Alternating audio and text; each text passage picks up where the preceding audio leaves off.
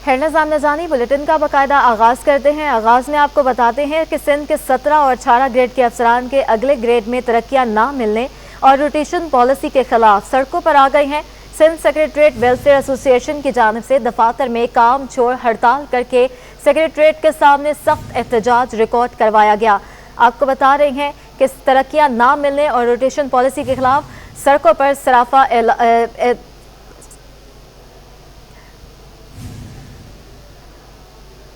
Secretariat के अफसरान secretariat के सामने सड़क पर सरापा एहतजाज बन गए। 17 और 18 ग्रेड के अफसरान ने अगले ग्रेड में रोटेशन पॉलिसी के खिलाफ दफातर में काम छोड़ हड़ताल की। बाजू पर सियाह पट्टियां बांध कर सख्त एहतजाज रिकॉर्ड करवाया। 18 ग्रेड के अफसरान रियाद हुसैन जाकरानी और MB धारेजो ने कहा कि अदालती फैसले और सिंध काबीना के फैसलों के बावजूद 17 और 18 ग्रेड के अफसरान की कोई सुनवाई नहीं हो रही। हमारा एक ही मुतालबा है, अदालती और हुकूमती फैसलों पर अमल किया जाए। तकरीबन 2 से 3 जो है अपनी रिप्रेजेंटेशन बना के जमा करवाई है और हम CS साहब से भी मिले थे लास्ट टाइम और उनसे भी हमने रिक्वेस्ट की थी और उन्होंने एश्योरेंस दी थी कि हम आपके जो है जायज़ मुतालबा जो भी होंगे कानून के मुताबिक हम कंसिडर करेंगे। प्रमोशन तो बड़ा मसला है। दूसरे नंबर प्रमोशन पॉलिसी लाई गई है, उसमें कमेटियाँ बनती हैं, स्टेक बंदों को कॉन्फिडेंस में लिया जाता है। उसमें कुछ ऐसी चीजें हैं जो आज हमने वो ड्राफ्ट भी बनाया, वो सीएम साहब को पेश करेंगे। अफसरान के एहतजाज के बाइस आर्जी तौर पर सरकार का इंतजामी निजाम मफलूज रहा। चीफ सेक्रेटरी सिंध मुमताज समेत दीगर अफसरान बाला ने एहतजाज का नोटिस तक नहीं लिया, जिस पर अफसरान ने पुरअमन एहतजाज खत्म करके मामूल के मुताबिक दफातर में काम शुरू किया। फेडरल बी इंडस्ट्रियल एरिया में स्ट्रीट क्रिमिनल्स बेलगाम है। मुलजमान की निशानदेही के लिए क्लोज सर्किट कैमरे लगाने का फैसला कर लिया गया है। SSP जिला वस्ती मारूफ उस्मान के मुताबिक वारदातों की रोकथाम के लिए ब्लॉक 22 में 100 कैमरे नस्ब किए जाएंगे। FSP ताजरों ने मुलाकात की है और इनके मसाइल सुने हैं। इस हवाले से जानेंगे। फैसल शकील हमारे साथ मौजूद हैं। जी फैसल, लगा कीजिएगा। जी बिल्कुल, SSP सेंट्रल मारूफ उस्मान से जो है मुलाकात हुई है फेडरल बी इंडस्ट्रियल एरिया के ताजरों की। Federal B industrial area association के वफ्द ने जो है वो इनसे मुलाकात करके जो स्ट्रीट क्राइम की वारदातें और डकैती की वारदातें हैं इस पर अपनी तशवीश का इजहार किया है। तो मैं आपको बताऊं कि मारूफ उस्मान ने बताया है कि 100 से ज़ायद जो है वो कैमरे federal B industrial area block 22 में लगाए जाएंगे, जिससे जो है वो मॉनिटरिंग की जाएगी। इसके साथ साथ जो है वो स्नैप चेकिंग और गश्त भी किया जाएगा। जो फेडरल बी इंडस्ट्रियल एरिया के अहदेदारान थे, उन्होंने जो मुलाकात की है उसमें जो है वो इनकी कमेटी के रुकन थे, जिसमें रेहान ज़िशान सीनियर मेंबर है। इसके अलावा खुर्रम जो है वाइस प्रेसिडेंट है, अब्दुल्ला आबिद है, अकील जावर है। इस समय जो है वो अफसरान ने मुलाकात की। इस मौके पर जो है वो SP ट्रैफिक भी मौजूद थे, जिन्होंने जो है वो यहाँ पर सूरत हाल के बारे में बताया और तजावुज़ात के ख़ात्मे के लिए जो है वो मदद मांगी ताजरों से। तो ताजरों ने उन्हें यकीन दहानी कराई है कि जो है वो तजावुज़ात के ख़िलाफ़ ऑपरेशन में जो है वो मदद करेंगे पुलिस की। मैं आपको बताऊं कि इस सूरत हाल के बारे में जो ये बताया गया है कि ये जो ताजरों के ताउन से ये कैमरे लगाए जाएंगे। तहरीक इंसाफ ने ऐवान बाला के ज़िम्नी इंतखाब में हॉर्स ट्रेडिंग का दावा कर दिया है। मजम्मती करारदाद असम्बली में जमा करवा दी। मीडिया से गुफ्तगू में खुर्रम शेर जमान ने दावा किया कि अरकान को 40 से 50 करोड़ रुपए दिए गए। इन मेंबरान ने अपने ज़मीर का सौदा किया।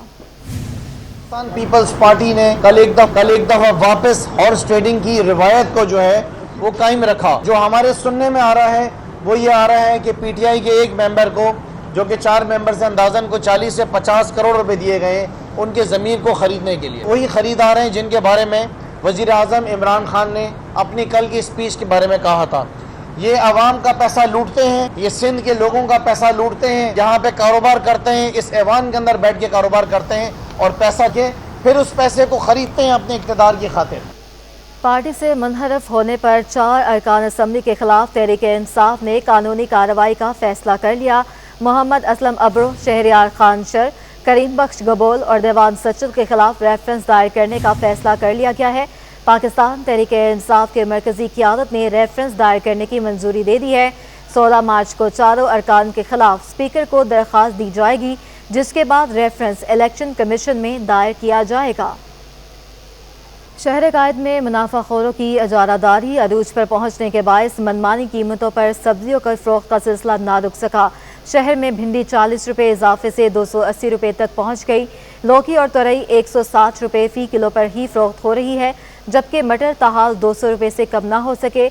लहसुन अदरक 450 रुपये और कहीं कहीं इससे ज़ायद कीमत पर फ़रोख्त हो रहे हैं।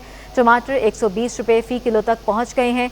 शलजम, चुकंदर, पालक, सीमफली, प्याज और आलू की कीमतों में इस्तेहकाम है।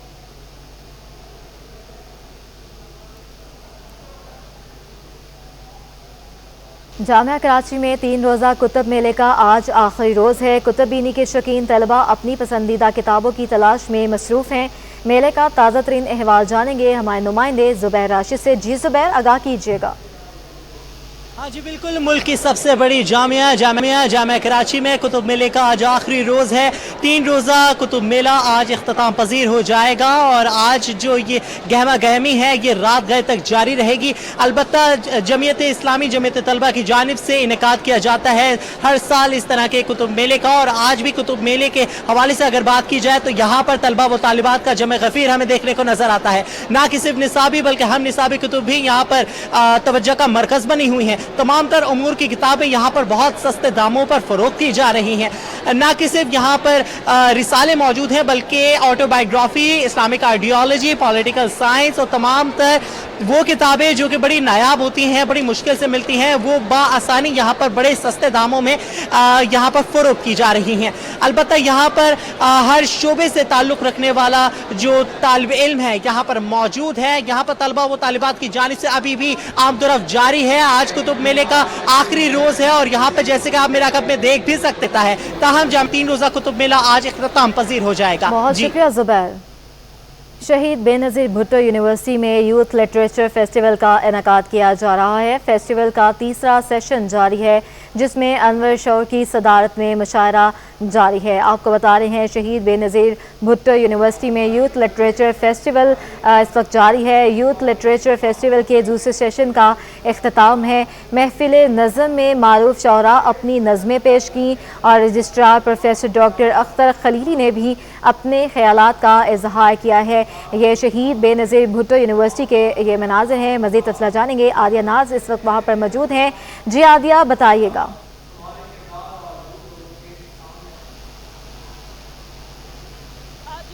यूथ फेस्टिवल का आगाज़ सुबह से ही किया गया है और शहीद बेनज़ीर भुट्टो यूनिवर्सिटी के तलबा और तालबात भरपूर तरीके से इस फेस्टिवल को एंजॉय कर रहे हैं। आखिरी सेशन इसका जो है वो चल रहा है जो कि मुशायरा है और मुशायरे की सदारत मारूफ शायर अनवर शऊर कर रहे हैं और अभी भी मुशायरा जो है अपने इख्तितामी मराहिल में दाखिल हो चुका है।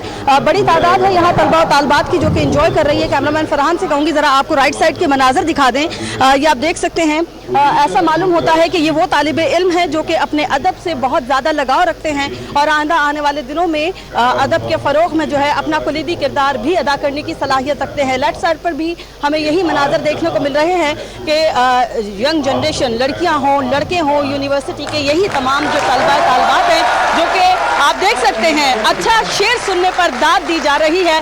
ऐसा मालूम होता है कि इनको अब ये अदब, ये शेर समझ आ रहा है जिसकी वजह से जो भी शायर अच्छा शेर कहे उसको दाद देते हैं। इसके अलावा बाहर की मनाजिर से अगर आपको आगाह करें तो बाहर जो है वो कुतुब मेला भी जारी है और इसके अलावा फूड मेला जो है उसका भी इनेकाद किया गया है।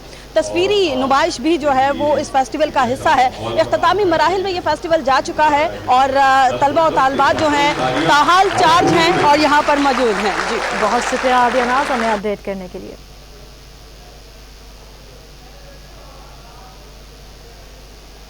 कि नेशनल बैंक ऑफ पाकिस्तान के मरकजी सर्वर में खराबी हो गई है और बैंक की 1400 से ज़ायद ब्रांचेस के ATMs बंद हो गए। जुमेरात की सुबह 3:30 बजे मरकजी सर्वर में खराबी हुई थी। मज़ीद तफसीलात जानेंगे हमारे नुमाइंदे हबीब खान से। जी हबीब, अपडेट कीजिएगा।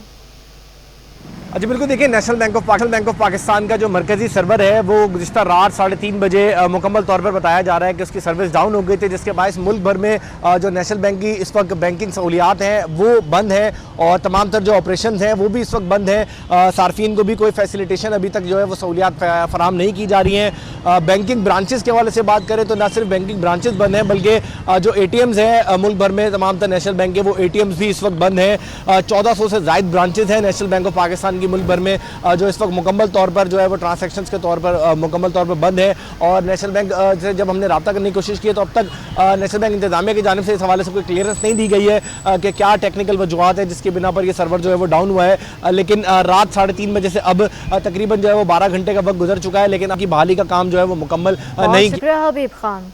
सोनार से 3.5 करोड़ रुपए लूटे जाने का मुकदमे के हवाले से आपको बताएं तो पुलिस ने मुकदमे में गिरफ्तार मजीद एक मुलजिम फुरकान को अदालत में पेश कर दिया है। दीगर 4 मुलजिमान को भी रिमांड मुकम्मल होने पर पेश किया गया है। आपको बता रहे हैं कि सोनार से 3.5 करोड़ रुपए लूटे जाने का ये मुकदमा है। मरकजी मुलजिम इमरान और फुरकान 3 रोज़ा जिस्मानी रिमांड पर पुलिस के हवाले हैं। दीगर 3 मुलजमान को अदालत ने जुडिशल रिमांड पर जेल भेज दिया है। मुलजमान के कब्जे से मजमूई तौर पर 1 करोड़ 59 लाख बरामद किए गए थे। आपको बता रहे हैं कि सोनार से 3.5 करोड़ रुपए लूटे जाने का ये मुकदमा है और पुलिस ने मुकदमे में गिरफ्तार मजीद एक मुलजिम फुरकान को अदालत में पेश कर दिया है। गुलशन गाजियाँ गुलशन अस्करी एक्स सर्विस में सोसाइटी इलेक्शन केस में सिंध हाई कोर्ट ने बड़ा हुक्म दे दिया। अदालत ने मैनेजिंग डायरेक्टर सोसाइटी को 90 रोज़ तस्दीकशुदा फहरिस्त जारी करने 1 माह बाद इलेक्शन कराने का हुक्म दे दिया। मज़ीद तफसीलात जानेंगे अपने नुमाइंदे बिलाल अहमद से। जी बिलाल, आगाह कीजिएगा। जी, Gulshan Ghazian Gulshan Askari ex service man society में इलेक्शन का ये मामला है। सिंध हाई कोर्ट के जज जस्टिस सैयद हसन अजहर रिजवी और जस्टिस राशिदा असद पर मुश्तमिल 2 रुकनी बेंच ने सोसाइटी इलेक्शन से मुतल्लिक दरखास्तों की समाअत की। दौरान समाअत अदालत ने अपनी ऑब्जर्वेशन में ये करार दिया कि देखने में ये आया है कि अक्सर और बेशतर जो सोसाइटीज़ हैं उनका रिकॉर्ड गायब मिल जाता है। वहाँ पर जो एडमिनिस्ट्रेटर तैनात हैं या तो वो रिकॉर्ड को लेकर गायब हो जाते हैं या रिकॉर्ड गायब कर दिया जाता है, जिसकी वजह से ये मालूम सोसाइटीज़ में होना मुश्किल हो गया है कि जेन्युइन मेंबर्स कितने हैं। दौरान समाअत अदालत को ये कहा गया कि सोसाइटी के इलेक्शंस 2008 से अब तक नहीं हुए और जो सोसाइटी के अंदर जो तकसीम की गई है प्लॉट्स की वो गैर कानूनी तौर पर की गई है। एक प्लॉट 3 अलॉटीज को अलॉट कर दिया गया है, जिसकी वजह से अब ये मुमकिन नहीं हो रहा कि कौन असली मेंबर है और कौन जाली और फैब्रिकेटेड मेंबर है। इस पर अदालत ने अपनी ऑब्जर्वेशन में करार दिया कि ये मसाइल सोसाइटी से मुतल्लिक है। अदालत ने इंचार्ज सोसाइटी पर भी इज़हार नाराज़गी किया और कहा कि 2008 से सोसाइटीज़ के इलेक्शन नहीं हुए और आपका महकमा क्या कर रहा है। अदालत ने अब ये हुक्म जारी किया है मैनेजिंग डायरेक्टर सोसाइटीज़ को कि वो 90 रोज़ में इन सोसाइटीज़ की लिस्ट मुकम्मल करेंगे और हतमी लिस्ट होगी जिसमें तस्दीक शुदा जो मेंबर्स हैं उनको आवेज़ा किया जाएगा, उनके नाम को शामिल किया जाएगा और उसके बाद 1 माह के अंदर अंदर ये जो सोसाइटीज़ हैं इनके इलेक्शंस के अमल को यकीनी बनाया जाएगा। अदालत ने ये हुक्म जारी करते हुए इस पर अमल दरामद रिपोर्ट। बहुत शुक्रिया बिलाल अहमद। शहर में मौसम गर्म होते ही बर्फ़ की बढ़ती कीमतें शहरियों की जेबें ठंडी करने लगी हैं। बर्फ़ की मांग बढ़ते ही कीमत भी बढ़ गई है। मज़ीद तफसीलात जानेंगे हमारे नुमाइंदे वसीम इफ्तिखार से। जी वसीम, बताइए। जैसे कि मौसम सरमा के अख्ताम के बाद अब जो है वो गर्मी की शिद्दत में रोज़ बरोज़ इजाफा देखने में आ रहा है और इसके साथ साथ अगर हम बात करें बर्फ़ के इस्तेमाल की तो गर्मी के साथ साथ बर्फ़ के इस्तेमाल में ना सिर्फ इजाफा हुआ है बल्कि बर्फ़ की कीमत में भी इजाफा हो गया है। सर्दियों में जो बर्फ़ की जो फ़ी सेल है वो पहले 200 रुपये की होती थी, 280 रुपये की होती थी। अब जो है वो फ़ी सेल बढ़ के जो है वो तकरीबन 400 रुपये पर पहुँच गई है। इस वक्त मेरे साथ मौजूद हैं बर्फ़ डिपो के मालिक, इनसे जानते हैं कि बर्फ़ की कीमतें क्या हैं, कितना इजाफा हुआ है और क्यों इजाफा हुआ है। बात यह है कि गर्मी के अंदर कारखाने के अंदर बर्फ़ न मिलने की वजह से अभी पी ब्लॉक 400 रुपये में आ रहे हैं ना। फिर इसके बाद जो ज़्यादा गर्मी हो जाता है ना फिर उसमें 1000 रुपये कारखाने वाला ब्लॉक दे रहे। कारखाने वाले तो ये कह रहे हैं अगर आप ले जाएगा तो ले जाओ, नहीं ले जाएगा तो छोड़ो, 1200 तक ब्लॉक पहुँच जाएगा। अभी हम लोग जो ब्लॉक ले रहे हैं ना वो तो जो ना पाव दे रहे हैं, पाव एक बात समझ लो कि 100 रुपये के हिसाब से दे रहे, किसी को 40 रुपये, किसी को 10 रुपये, क्योंकि थोड़ा बहुत काम चल रहे हैं ना। अगर सर्दी में होता सर्दी के अंदर 240 रुपये 250 तक ब्लॉक आ रहे हैं। अभी तो गर्मी आने वाला है, जितना गर्मी ज़्यादा होता है वहाँ पे बर्फ़ महंगा होता है। अभी कारखाने वाले जो ज़्यादा 3-4 दिन गर्मी ज़्यादा होगा बोलता है 800 रुपये ब्लॉक, फिर दूसरा दिन जाओ के 1200 रुपये ब्लॉक, फिर कहाँ से पूरा करेगा, गाड़ी का किराया लगता है वहाँ पे लाने के लिए उतारने के लिए मजदूर को पैसा देना पड़ेगा। बात ये होता है, थोड़ा बहुत गुजारा चल रही है। आजीपुर में थे बर्फ़ डिपो के मालिक, जिनका कहना है कि सूरताल ये है कि जैसे जैसे गर्मी बढ़ती जाती है और बर्फ़ की मांग में इजाफा होता जाता है, मौसम सरमा में बर्फ़ की मांग में कमी होती है और उसके साथ साथ उनकी कीमतें भी कम होती है। इनका कहना है कि जो बर्फ़ के कारखाने, उनके मालिकान हैं, उनका ये कहना होता है कि अगर उन्हें मनमानी कीमतों पर उनकी चीज़ ख़रीदनी है, बर्फ़ ख़रीदनी है तो ख़रीदें, नहीं तो वो उनको सप्लाई नहीं करते। इस वजह से वो फिर अपने हिसाब से मुनाफा रखते हैं। बहुत शुक्रिया वसीम इफ्तिखार। मुर्गन ग़िज़ाओं के इस्तेमाल और वर्जिश के रुझान में कमी के बायस पाकिस्तान में दिल के अमराज बढ़ने लगे हैं। डॉक्टर गजाला बुखारी का कहना है कि मुल्क की 35% आबादी हाइपरटेंशन की बीमारी का शिकार है। मज़ीद जानेंगे अपने नुमाइंदे इरफान अब्बासी से। जी इरफान, आगाह कीजिएगा। जी बिल्कुल, रहन सहन हो या फिर हमारा तर्ज ज़िंदगी हो, इस सूरत हाल के पेश नज़र जो दिल की मुख्तलिफ बीमारियाँ हैं उनके अंदर इजाफा देखने हमारा। आप कार्डियो अस्पताल चले जाएँ या किसी भी दीगर हॉस्पिटल के अंदर जाएँ, वहाँ पर दिल पकड़े हुए आपको बड़ी तादाद के अंदर लोग नज़र आएंगे। और उसकी वजह ये बताई जाती है कि जो लोग हैं उनकी जानिब से एक्सरसाइज नहीं की जाती, अब खाने पीने में एहतियात नहीं किया जाता, इंतहाई मुरगन ग़िज़ाओं को इस्तेमाल किया जाता है। बाहर की जो अशिया वो हम खाते हैं, उसकी वजह से मुख्तलिफ दिल की बीमारियाँ फैल रही हैं। मेरे साथ डॉक्टर गज़ल बुखारी मौजूद हैं, माहिर अमराज कल्ब में, इनसे बात करेंगे।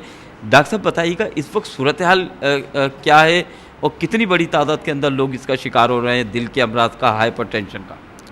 असल में दिल के अमराज की बहुत सारी वजूहात हैं, लेकिन अगर हम उसकी मेजर वजह के ऊपर नज़र डालें तो hypertension is a major cause. और नेशनल हेल्थ सर्वे के accordingly around 18% of Pakistani population is hypertensive, और उसमें से भी जो 33% है पॉपुलेशन ऑफ अडल्ट की है जो 45 ईयर ऑफ एज से अबव हैं, जिनको हाइपरटेंशन है। और most of them are compliances ही नहीं रखते हैं अपने ड्रग्स के ऊपर, या तो वो अपना इलाज नहीं प्रॉपर करवाते हैं, या उनको अगर दवा दी जाए तो वो प्रॉपर तरीके से नहीं खाते।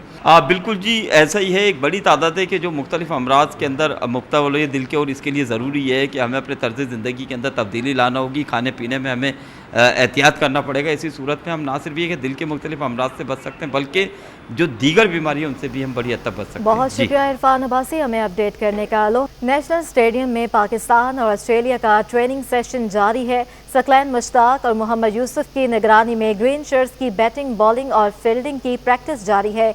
इस बारे में तफसीलात जानने के लिए देखेंगे हमारे नुमाइंदे महमूद रियाज से, पूछेंगे महमूद बताइएगा क्या मनाज़िर है इस वक्त?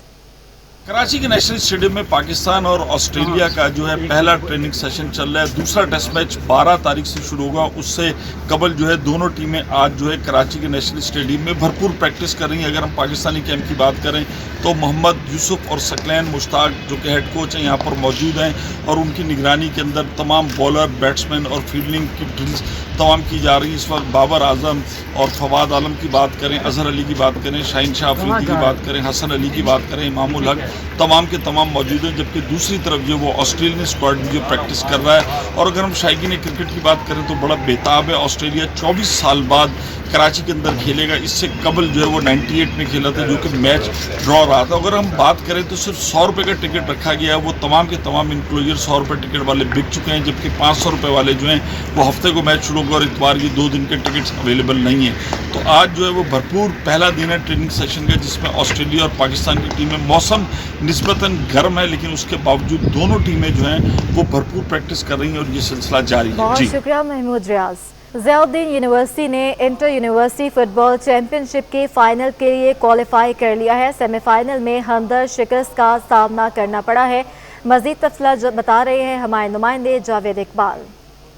जी, मैं आगा खान जिमखाना ग्राउंड गार्डन में मौजूद हूँ, जहाँ पर ज़बरदस्त किस्म का सेमीफाइनल मैच हुआ इंटर यूनिवर्सिटी फ़ुटबॉल चैंपियनशिप का, जिसमें ज़ियाउद्दीन यूनिवर्सिटी ने जो शिकस्त दी है। यहाँ पर हमारे सामने हमदर्द यूनिवर्सिटी जो इस टूर्नामेंट की मेज़बान थी उसको शिकस्त दी 1 गोल से, और शाह फैसल ने ये मैच में गोल स्कोर किया। हमारे साथ इस वक्त फातिर टीम के कप्तान मौजूद, हम इनसे बात करेंगे ज़ियाउद्दीन यूनिवर्सिटी के। कैसा रहा मैच, कितना मज़ा आया, जीते हैं आप लोग? सर मैच तो बहुत इंजॉय किया, शुक्र अल्हम्दुलिल्लाह मैच जीत गए, इसकी बहुत खुशी है। टोटली क्रेडिट हमारे coaches sir Mohammad Khan, sir Zubair, इनको बहुत क्रेडिट जाता है। इन्होंने हमारे ऊपर बहुत मेहनत की और रिज़ल्ट आपके सामने, अल्हम्दुलिल्लाह इंशाल्लाह जीत के जाएंगे। अब पहले सेमीफाइनल में शिकस्त हुई सर सैयद को, IOBM ने फाइनल के लिए क्वालिफाई किया। अब आपका फाइनल जो IOBM से है, तो क्या देख रहे हो, कितनी वो टफ टीम है और आप उसके खिलाफ कैसा खेलना चाहोगे, अटैकिंग डिफेंसिव? सर जैसा कि आपने देखा बहुत अच्छी टीम है और हमारी टीम भी बहुत अच्छी है, इंशाल्लाह उनको टफ टाइम देंगे। लग रहा है कुछ अच्छे लड़के हैं आपके जो इनकी तारीफ करना चाहोगे, आज के मैच में जो बहुत अच्छा खेले? टोटली सब आउट क्लास खेले, स्पेशली शाह फैसल ने स्कोर किया। डिफेंस में इरफान हो गया, बासित हो गया, यूसुफ गया, टोटली सब ने बेहतरीन खेला। सुना आपने कि ज़ियाउद्दीन यूनिवर्सिटी के खिलाड़ी बड़े पुरज़म हैं, फतह पे खुश हैं और कह रहे हैं कि फाइनल है, यकीनन बड़ी टीम है IOBM कह रहे हैं, लेकिन हम उसके खिलाफ अच्छा खेलेंगे और टाइटल जीतने की पूरी कोशिश करेंगे। शुक्रिया जावेद। अब आपको बताएं कि क्लिफ्टन की आर्ट सीन गैलरी में सीनियर आर्टिस्ट अजब खान की पेंटिंग्स की नुमाइश का आगाज़ हो गया है। वादियाँ के नाम से सजे सोलो शो में मुसव्वर ने शुमाली इलाका जात की हसीन कुदरती मनाजर बड़ी खूबसूरती से कैनवस पर उतारे हैं। हमारे नुमाइंदे वाजिद रज़ा अस्फानी ने अजब खान से गुफ्तगू की है, आइए देखते हैं। इस वक्त मैं मौजूद हूँ क्लिफ्टन की आर्ट सीन गैलरी में, जहाँ पे नामवर आर्टिस्ट अजब खान की पेंटिंग्स की नुमाइश हो रही है और हमारे साथ अजब खान मौजूद हैं। हम इसे जानेंगे कि इस नुमाइश में उन्होंने किस थीम को मद्देनज़र रखा है और कौन सा मीडियम यूज़ किया है। जी अजब साहब। जी अस्सलाम वालेकुम। ये मेरे ऑयल पेंटिंग्स हैं और मैंने इन तमाम पेंटिंग्स को नादरन एरियाज़ के ऊपर फोकस करके उन्हें पेंट किया है। अब हमारा चूँकि एक पूरी गैदरिंग है, हमारे चंद दोस्त हैं, हम मिलकर मुख्तलिफ़ एरियाज़ की तरफ जाते हैं, लेकिन मैंने अपना ये शो जो है ख़ुसूसी तौर पर वन मैन शो तैयार किया। अपने उन दोस्तों के साथ भी मेरी शोज़ होते रहते हैं, तो नादरन एरियाज़ को मैंने किसी एक ख़ास इलाके को फोकस नहीं किया, बल्कि यूँ जानिए कि सवात वैली से शुरू होकर कुमराट की तरफ गए हैं, कुमराट से शांगला की तरफ गए हैं, शांगला से नारान की तरफ, और इस तरीके से होते हुए हम गिलगित और हुंज़ा की तरफ निकल गए। और जहाँ मेरे अल्लाह की क्या क्या खूबसूरतियाँ हैं जो चारों तरफ फैली हुई हैं, तो इन तमाम पेंटिंग्स को मेरी कोशिश हुई है कि इन वादियों को किसी तरीके से अपने पेंटिंग्स के अंदर संभालूँ। तो आप इन शो के अंदर देखेंगे कि वादियों के आपको झरने बहते हुए भी नज़र आएंगे, छोटी छोटी नदियाँ भी बहती नज़र आएंगी, और आप खेत खलियान भी देखेंगे, और पहाड़ों की खूबसूरत उनके ऊपर जो बर्फ़ जो होती है, उसकी जो लहरें होती हैं, उनकी खूबसूरतियाँ भी आप महसूस करेंगे। You welcome. ये थे सीनियर आर्टिस्ट अजब खान, जिन्होंने आर्ट सीन गैलरी में बहुत खूबसूरत तस्वीर यहाँ पे इनकी नुमाइश के लिए पेश की गई हैं, और वादियाँ के नाम से जो एग्जीबिशन है 5 दिन तक जारी रहेगी। बहुत शुक्रिया वाजिद।